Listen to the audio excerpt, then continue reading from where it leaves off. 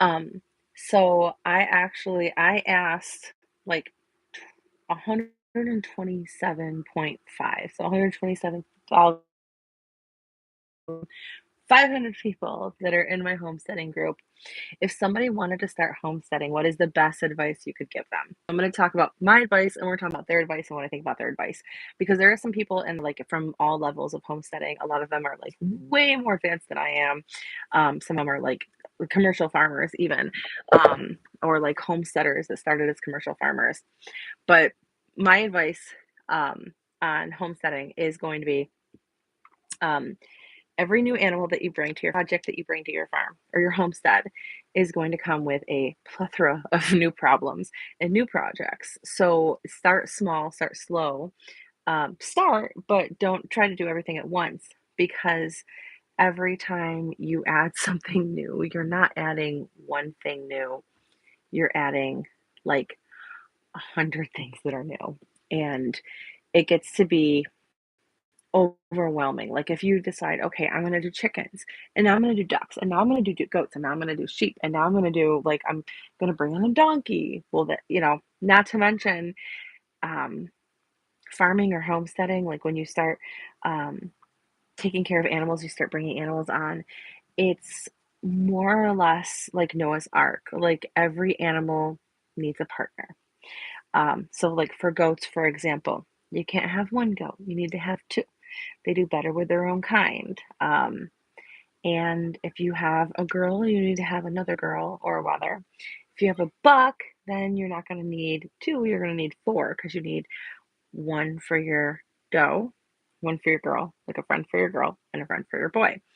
Um, so it's just got a hair in my mouth. It becomes like a really big project. So you figure if you do that with you know, cows. If you do that with, and I did raise one cow, but at one point in time, he was getting to be a little bullheaded because he didn't have another cow there.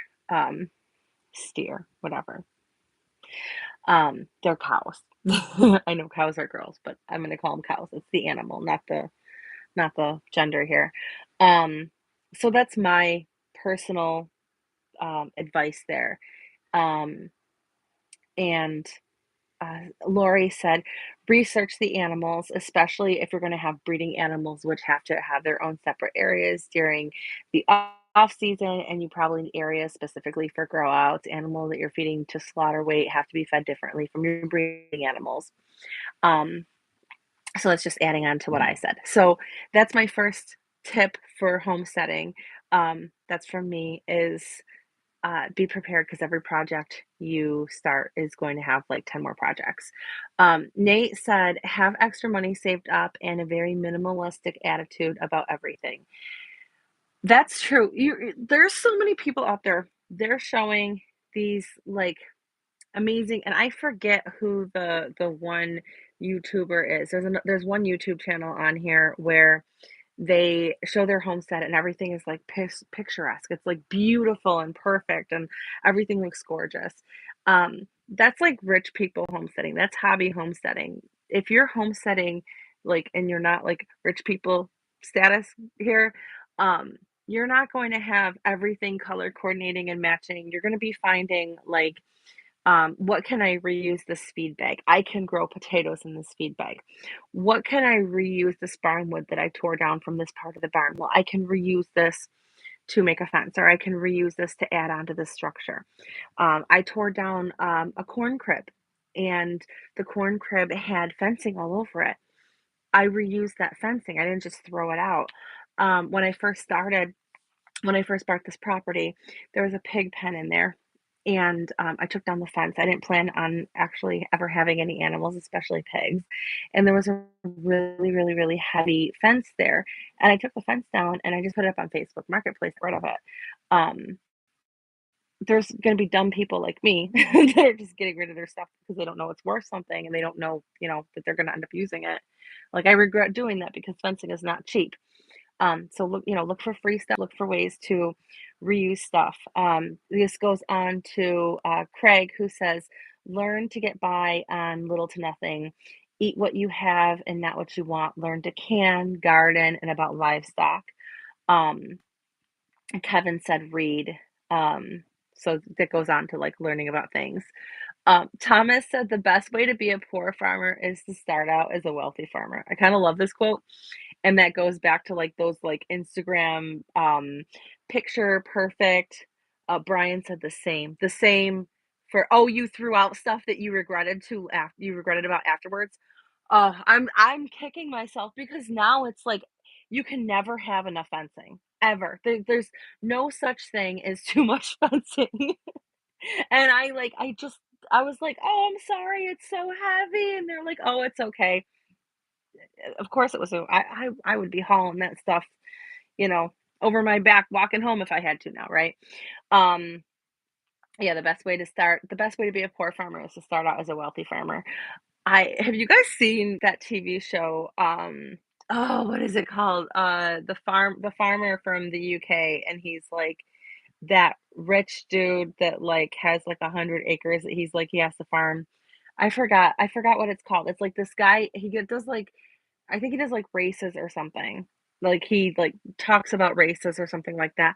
I love the show. I've watched all 3 seasons and I can't remember what it's called. But it's really, really funny. And yeah, the best way to be a poor farmer is to start off as a wealthy farmer. You're gonna make a lot of mistakes. Albert said it is the amount of work you think it is times 10. So it's 24/7, 365 days a week. No more vacations, leaving for holiday, etc. Those who can do it love it. Those who can't starve. And that makes me think so when my mom was in labor with my younger brother. I've got 6 brothers and a sister, but my brother that comes after me, she was in labor with him. The water broke. So my dad's an old dairy farmer and my mom and dad are laying in bed, and she goes to him, she's like, honey, I think the water broke. And he shoots out of bed and he was like, put his overalls on and he's ready to go out.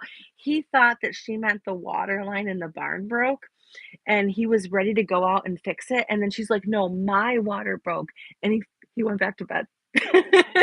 But yeah, that's like the whole thing. Like farming, like there's no vacations and you have to be ready. There's going to be problems. Um, Anna said 10 chickens, not ducks. Um, 2 acres of land is plenty enough to sustain your family with vegetables if it's a majority garden. If it is majority garden, make sure wherever you buy that they do not have agricultural restrictions. Research every animal thoroughly before adding them. Yes, please. Don't just grab something at the auction because it's cute. Hi, Nick 82. Um, more animals equals more problems. Hey, I said that. I said that first. Yeah, that's true. More animals is more problem. Every time you add an animal to your homestead, you're adding a problem. So don't just think that like, oh, well, that cow is so cute because it's got the fluffy little bangs, right? Like, no, it might be cute with the fluffy little bangs, but it's going to give you problems. And your biggest problem is usually going to be fencing. Understand that the first 3 to 5 years may not be profitable. When it comes to fruit trees and bushes, start small and doable and things that you think might interest you or benefit you the most. Um, so yeah, I don't know, I love my ducks. If you watch my other video, I've got this other video on here. It's awesome. It goes over Muscovy ducks. I love them so much. They taste like steak. And when you're done with this or when you get sick of me here, go over and watch that video. But it's if you look at my popular like sort of by popular, you can see it. But it's the most popular. But um this Muscovy ducks, they taste like steak. They don't taste like duck meat. A lot of people don't like duck because they're like gamey. And then they breed like rabbits. They lay eggs. They wait until they have like a big clutch of like 30 eggs, and then they hatch them all out, and you have Muscovy ducks running all over the place. Um, in a couple of months, you can have a freezer full of Muscovy ducks. Or at the auction, I'm not even kidding you, Muscovy ducks at my local auction go for 20 bucks a bird. So you could breed these ducks, grow them out to be full grown ducks and then sell them at 20 bucks a pop. What you got 30 birds times twice two because they're gonna lay two clutches a year. So there's 60 times 20 is what 12 that's $1,200 per duck that you can make as long as you don't lose any ducks. Um, that's incredible. That's incredible profit. Um, so make sure you go watch that video because it talks about Muscovy ducks. They're funny looking birds, but they're really awesome. And they don't quack. They're really quiet too. But they will fly away. If you have any questions, like, at all, or you wanna, like, put in your 2 cents, talk to me because 'cause I'm here live to talk to you. Um, Start small but diversify. Um, so I don't know what Robert means by that because, like, how are we diversifying? Like, are we diversifying by, like, "Okay, I'm gonna do sheep and goats," or "I'm gonna do chickens and ducks," or is he diversifying to do a garden and ducks and goats? Um, Tanya says, "Never compare yourself to others." Yes, start small, one step at a time, enjoy the journey. Jess says, "You don't need 30 chickens." Who here is a victim of chicken math? Okay. And good fences make good neighbors. Chicken math is brutal. It's gonna get you. It's gonna get you because even if you manage to stay away from the Tractor Supply bins and you manage not to take in somebody's chicken that they decided that they don't have room for anymore, um, one of your chickens is going to lay a whole clutch of eggs in your hayloft, and they're gonna hatch them all out, and you're not even gonna know that that nest existed until you see them running on your roof, and you have little chickens running on your roof. Go to bed. Okay, go to bed. And I actually had that happen, um, like this month because I had a whole bunch of chickens that were like running on my barn roof, and I'm like, oh my goodness, they're baby chickens, they're baby chicks, and I've got them running all over my roof. Good fences make good neighbors. Every time my goats get out, my neighbors are mad, so I have to be really really diligent about not letting them out, making sure the doors are closed, making sure that my buck is chained. Like right now, I actually have my buck tied on a lead, which I don't like to do, but I have to do that because otherwise he will go over. He will go over to the girl store and he will start head butting it. He will ram it. He has broken multiple doors and multiple fences. He's a butthead. He's a butthead. Um, Adelina said fencing and shelters first. You don't need as much as you think. Everything has a steep learning curve when you're new. Not everything works out. It's okay to not like it and start small, only one new project an animal at a time. So that's a lot of really good advice. Fencing and shelters first. Yes, definitely. Obviously, you need a place to keep them and you need a place to house them. So get that before you get your animals. Uh, oh, actually had that issue because I rescued a donkey, and when I rescued the donkey, I realized I didn't have my fence up, so I gotta get the fence up. The donkey comes there, and I've got it in the barn, and I'm putting up the fence, and then I realized I didn't have enough fence, and I'm like, okay, maybe I shouldn't have rescued this donkey. So I was working my butt off to get the fencing up. Um, Buy as much land, Damien says, buy as much land as you can afford. We quickly learned the limitations of our 80 acres and are now shopping for at least 200. You don't need 80 acres. You don't need 200 acres to homestead. Homestead is not commercial farming. It's just like being sustainable to what you're capable of. You can homestead anywhere. There's 3 levels of homesteading as far as I'm concerned. You've got homesteading in the barn, you've got homesteading in the garden, you've got homesteading in the kitchen. You can homestead in an apartment. You need to get in bed right now. So you can homestead no matter where you are. Um, Joshua says, understand that before you make this commitment, you should accept it and expect it to be the hardest work you've ever done in your life if you want to be productive and successful. Yep, it's not for the lazy. Angie said, learn how to preserve food first. Candace said, buy land. Clendon said, start small and get what you think you will need and save your seeds to see if you could do some trading also. There's a lot of cool places where you get free seeds too. Like a lot of libraries have free seed libraries. There are like people that will trade and stuff. Melody said, bloom where you were planted, learn everything you possibly can before starting a project. Don't go in debt, start small, build good fences, and plant trees first. The reason she says that is because trees take a really long time. It's not like a goat where you have to wait 6 months for it to get big enough to do anything with. Um, or a cow where it takes 2 years. Like a tree's going to take like 4 to 7 years to be, prolific, depending on the kind of tree that you have. Clendon says he grows all of his spices, herbs, and teas in pots. Dominic said research apprenticeship, research more, start at age 5. Okay. So I'm hoping you guys are all past that. I don't want any like 5-year-olds, 4-year-olds watching this, but that just means start now. Jeff said, be ready to work long and hard even when you don't want to, or sometimes even hurt barely making it. Yes, yes, that is definitely true. Um, I stepped on a rusty nail. Oh God, this was terrible. I stepped on a rusty nail a couple of months ago, and they put me on antibiotics. So I actually stepped on a rusty nail in the pig pen, like or after I got out of the pig pen. So it was like rusty and pig poop and wet through my boot. Lovely. The doctors found out all the stuff that was probably in there, sent me in for X-rays, and then put me on an antibiotic. I can't remember the name of it, but it was like a really strong antibiotic, broad spectrum that they don't ever use on anybody. So I've got this nail in my foot injury, these broad spectrum, very strong antibiotics. Um, they tried to put me on for 1,000 milligrams for this, and the pharmacist actually called the doctor and was like, no, you need to change this prescription because I'm not filling this because they can have tendons rupture. So, in your Achilles.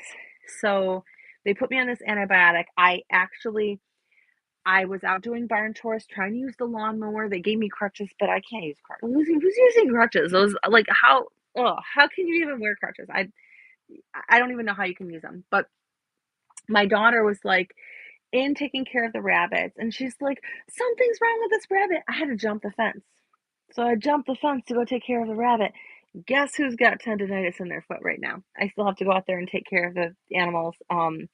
Hopefully, I mean, it's not ruptured, but I definitely have a big lump in my foot. And it's because of the antibiotics, because, you know, she swallowed the fly. I don't know why she swallowed the fly, right? Like, it's that whole progression of things. Um, Shell said, visit as many homesteads and farmers as possible beforehand. Learn, observe, volunteer so you can get hands-on experience. This will help you know what you like and don't like, what systems you prefer, and which ones you don't. We all do things differently for some reasons. That's true. We all do things differently, and everybody that does something, they all say that's the only way to do it. Well, I don't know why they're telling you that. That's the wrong way, right? Everybody's really set in their ways. And she said, and next time you don't feel good and want to lay in bed, force yourself to get up and put in the work, cause 365. Um, and then Beck said, learn your land first, then your neighbors and what they will tolerate. Ryan said, start small and do lots of planning and research first. Cindy, start small and start small and start slower. You'll be overwhelmed. So you're gonna see like a big pattern here, right?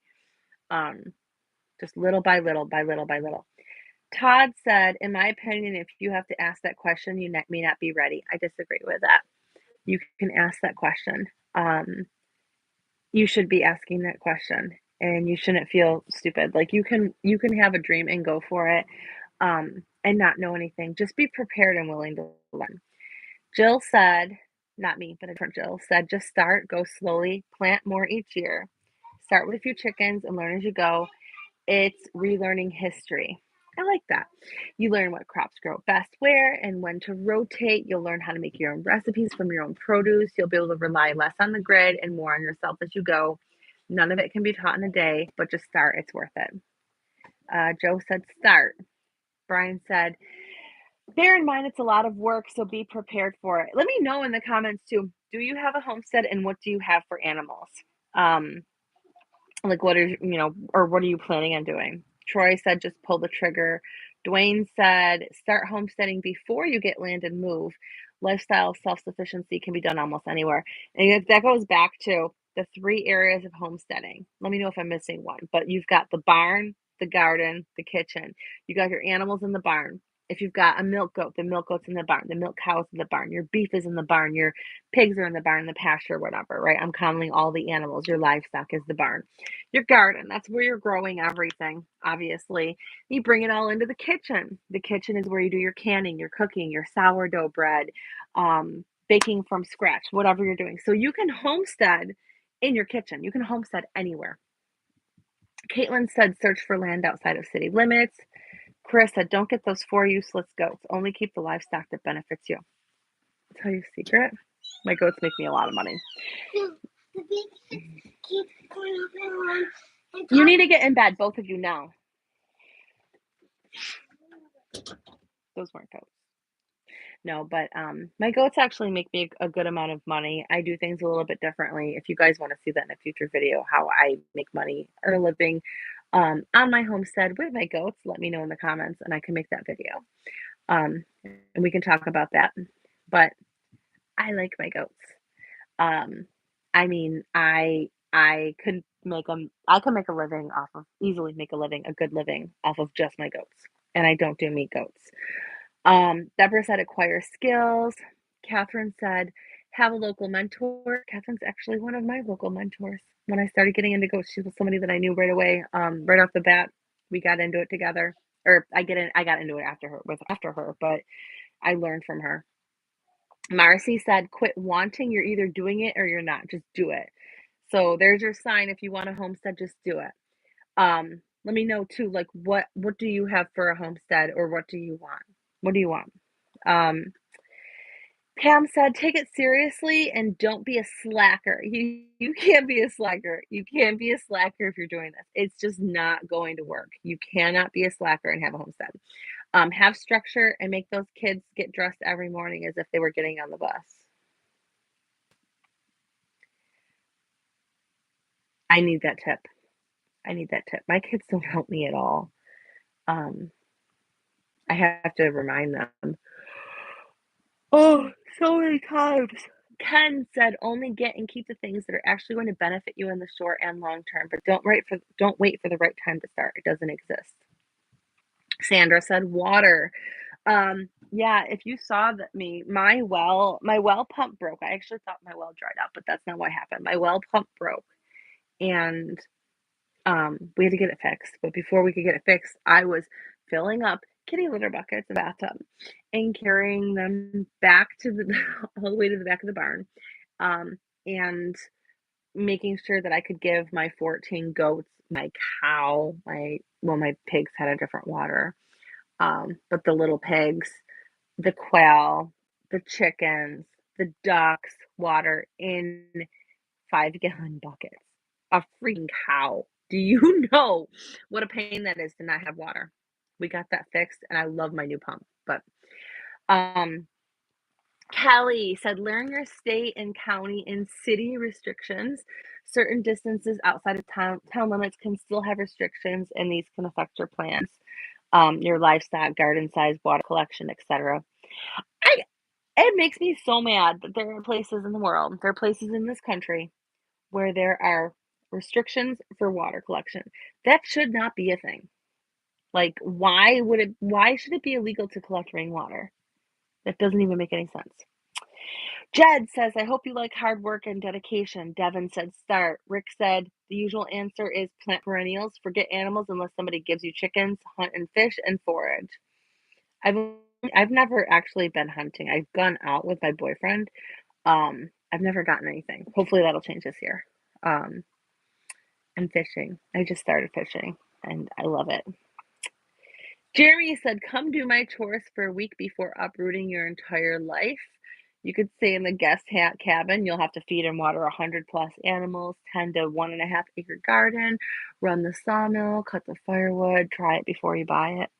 So if anybody wants to come and do Jeremy's chores for a week, you can live in his guest house. Ruby said, start small and learn skills before you invest money. You're going to have to invest money in some way, shape, or form, most likely.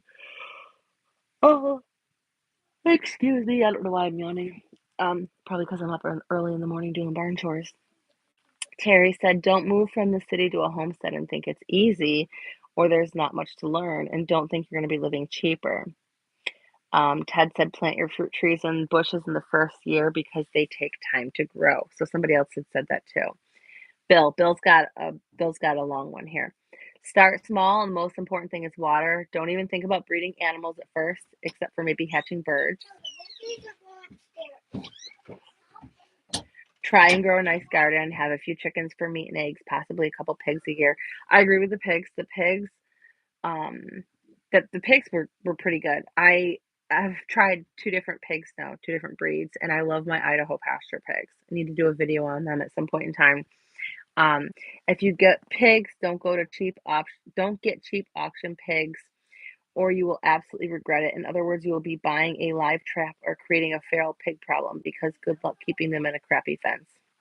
I had an auction pig. My first pig was an auction pig. Um, and he was pretty awesome actually. Um, but he was actually an Idaho pasture pig. That was my first IPP. You don't really find them at the auction. I jumped on it. I think I got him for like $70 as a piglet. Um, I got the bigger one because somebody else wanted the other one because it was cute.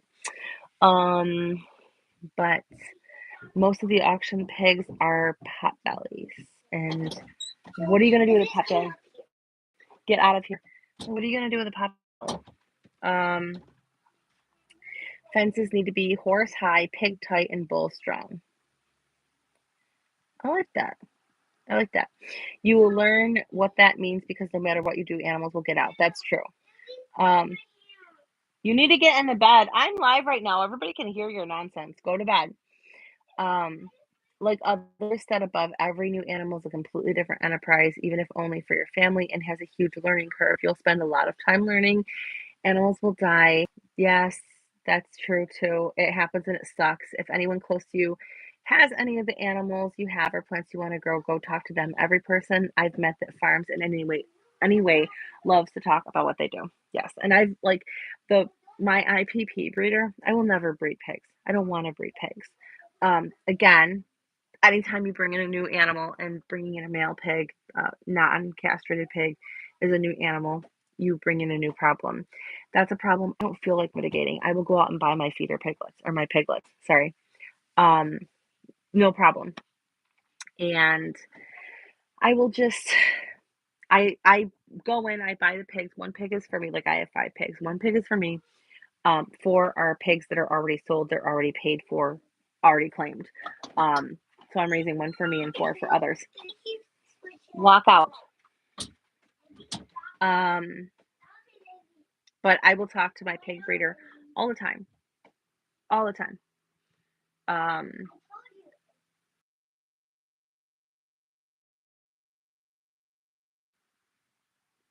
okay. Some people think Victoria said some people think starting homesteading is a cheaper way to live. It isn't. It's hard work. Farms feed and shelter all cost a good amount. Animals don't care if it's cold and storming. They're still going to give birth and have issues that need your attention. Toasty. Yes. So it was the coldest day of the year. So set scene, coldest day of the year. It's like negative 20 degrees with the wind chill, -2 without. It's freezing. I bundle up. I do not want to go outside. Me, this 90-degree weather, this is my weather. That um -20 degree with the wind chill weather, that is not my weather. There is nothing I want to do more than not go outside to the barn. But I've got animals out there and they can't drink ice. So I get up and I've got some of my water buckets were heated water buckets. Sorry. Some of my water buckets were heated water buckets. Not all of them were. So I get my uh, really, really, really hot milk jugs full of hot water. I'm going to go out there and make sure all the water is melted enough so all my animals have something to drink.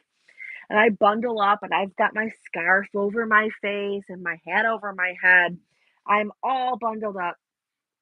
Get out there playing with the cow because I'm not gonna it was a baby cow at the time, and I am not going to go out there and not play with my animals. I don't care how miserable I am. So go out there and playing with the cow, and then all of a sudden I hear baby goats. I don't have baby goats. Why am I hearing baby goats? I go out there. Sure enough, that goat had given birth on the coldest day of the year, and she had twins, and she couldn't keep both twins warm. So next thing you know, I have a baby goat in my house and I'm blowing it dry with a I've got a video on this too, by the way, but I'm keeping it dry with a blow dryer and I've got to warm it up so it can eat. And I don't know nothing about birthing no babies, okay? I just don't. I've never done it before. I thought she was probably bred to, but I wasn't sure. Yes, she was. Um, and I had a problem that I wasn't expecting. So be prepared to have problems that you're not expecting. Expect the unexpected. It's going to happen. Um, Lindsay said, "Start small and learn what you have to do before you jump right in." There's a lot more to it than growing food and knowing how to build. It's all the in between stuff, knowing plants, how to feed, house, water animals, butchering, preserving food, natural fertilizer, power grid, 100 more sustainable things. Leave them or learn them or most of them and then jump in. So many want to and intend to, but start off in the wrong direction and get frustrated or give up. Ada said, don't. Lexi said, it's a mindset. Homesteading isn't about simple, doesn't mean easy. Um, Carla said, it's a mindset. You can do it anywhere. Don't expect everything at once. Learn, read, and talk to anyone who's willing to teach. Start seeds, plant a garden, learn how to feed yourself, and most importantly, have fun and be able to laugh at the many mistakes you will make. I've done that several times in this live already. Those become the memories that you'll cherish. Yes, you're going to make a lot of mistakes. Um, and hopefully, like when you follow YouTubers or experts in the field, they were not always experts and they didn't always know what they were talking about. Follow them, know where they're on their journey, and um, figure out what mistakes they made so you don't make them. Michael said, water, shelter, food source, heat source, middle of nowhere. Try it. It works for me. Kelly said, go in with the knowledge of livestock rearing. Start with small quantities of smaller livestock, gardening, food harvesting, and preserving. Be ready for the hard work in all seasons. Know that with livestock, vacations are rare unless you hire a caretaker. Yes. But going out to the barn is like a vacation for me. I kind of really like it a lot. Have a strong love for your partner because it will be tested more than anything. Keep God first. Michael said, oh, he's got a ton of tips. Okay. So off grid year 8 building nonstop. Spent 72 hours cutting road into heavy timber, 1/8 mile deep. Retired this year, master carpenter. First, a 16 by 30 deck, or 16 by 30 cabin. Then it's 12 by 30 deck, 612 roof. Generator on white gas. What is white gas? Seeming like propane. Um, 3 trout streams on property. You're going to be in big trouble if you don't get in your room. Expert at canning from grandma, dried everything I could. 2 Ford 8N tractors with ARP tracks, Highlander, sheep, and chickens. Buildings for all 3. 4 Polish Tatras. What is that? Um, 6 East full black German Shepherds. Yes, we have experienced gray wolf. 1 wood stove at first, gas log splatter, non-ethanol, solar cells and batteries, complete septic system, added more batteries, 178-foot deep, 6-foot steel or 6-inch steel cased well. All power tools are M18. Who's Team Milwaukee here with their M18 power batteries? I would say me, but it's only because I steal my boyfriend's tools. 239 recorded snow 2022 to 2023. What is 239 recorded snow? Now a 1,500 square foot addition by me, myself, and I. 3 more wood stoves, 612 roof throughout, designed to hold immense snow loads. So the older I get, I don't have to get up there. It's work, but the shores of Lake Superior, Bayfield County, Wisconsin, 540 acres of peace. Sometimes it's blood, sweat, and tears on Wisconsin's last frontier. Life is simple, life is good. When you're living, you should. Hey, hey, hey. Um, Sally said, buy your livestock, especially your larger livestock, directly from people who are interested, not just willing in answering all your questions and showing you stuff. Find a mentor, someone who's lived in the area, preferably for generations, who can show you how to get to know the community. There is a understood and never articulated way in. Being friendly is a good step, but someone needs to show you the correct behavior. Amanda, take it one step at a time. You don't need all the things, all the animals. Master their needs, your routine before adding another animal. Jenny, go slow, don't go into debt. Kayla, focus on 1 or 2 things at a time so you can get really good at them before you add more. Emma said, don't uproot your whole life. Learn start where you are and with what you've got. Ben said, potato, chicken, pig, solar, artisan well. That's what you're starting with. Potato, chicken, pig, solar, artisan well. I love anything solar. Anytime I add something new, I'm adding it as something solar. I do not have solar panels on anything. That is something that I would like to get eventually. Oh, okay. Jeff said, personally, I find a stewardship style to be the least back-breaking and the most rewarding at the same time. I'll go against the normal grain on this and say, learn some ethnobotany and dendrology. Um, I gotta Google those words. He's using big words here. Scout the property for what you already have, then build off that. Your first physical hard work should be marking your borders to be a good neighbor. I should have done that first. I mean, I know where my borders are, but strategically plant trees that produce food, medicine, high value lumber, or even desirable artwood.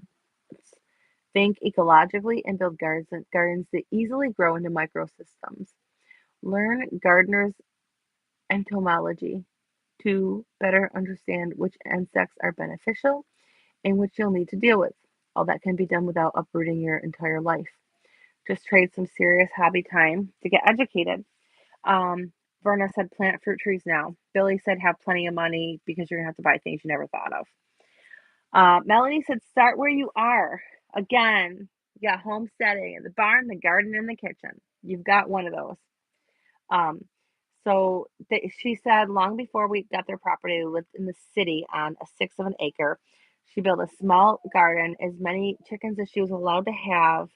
Um, Found a community garden at her local church to grow what she could. Meanwhile, she dreamed, planned, and gathered beautiful ideas in a homesteading binder. Aww. After that, they moved to Japan for 3 years and lived in military housing where she only had a small cement porch to call her space. She learned about growing things in pots and grow bags in small spaces. They finally got their 10-acre homestead after Japan, where they had everything: chickens, ducks, turkeys, goats, guineas, rabbits, a huge garden area, and then had to sell all the animals and bunker down for another unexpected military community opportunity. She's currently learning a lot about hydroponics on her military housing porch. No matter what your situation is, dream, plan, prepare, but above all, don't forget to live where you are at because otherwise life will pass you by. Um, Amy said, don't buy all the things at once. Mike said, start. Elizabeth said, get on the same page with your spouse and partner. Make sure you understand each other's expectations and limits. His page is he agrees with whatever I do. And then he'll say an idea, and I'll say, that's stupid. And he'll be like, fine, do it your way. And then I'll say, fine, we can do it your way, and we'll do it his way, and he'll be right. And I'll tell him, okay, I guess you were right. That's our expectations and limits. Allison, start small, add one thing at a time. Um, Mark said, don't do it where subdivisions are liable to pop up. Arnold, find property with water, able to get electric, tillable soil, good fencing, and barn. Heather said, unless you're living in an apartment in the city, start where you are. Learn to grow food, raise quail, rabbits, or chickens. Once you can handle the early morning feeding and processing of the animals, then look at buying or leasing land. Michael said, start with chickens. They're the gateway animal. Barnhart Homestead said, start it with zero debt. Joe, location, location, location. Dante, research and even volunteer on a working homestead or small farm. Vicky said, don't wait, do it now. Even if you aren't certain that you're ready, it will pay off in your quality of life. So that is what happened when I asked 127,500 people what their best advice was for homesteading. If you have more advice, let me know in the comments. If you have any questions about this or your own stories, let me know too, because I would love to hear them. And I'm going to log off. But like I was talking about Muscovy ducks before, I want you to go watch this video. I'll put it in the end screen here. It's an awesome video, and I will see you over there. Learn about Muscovy ducks. They're the best. All right. Bye, guys. How do I end this?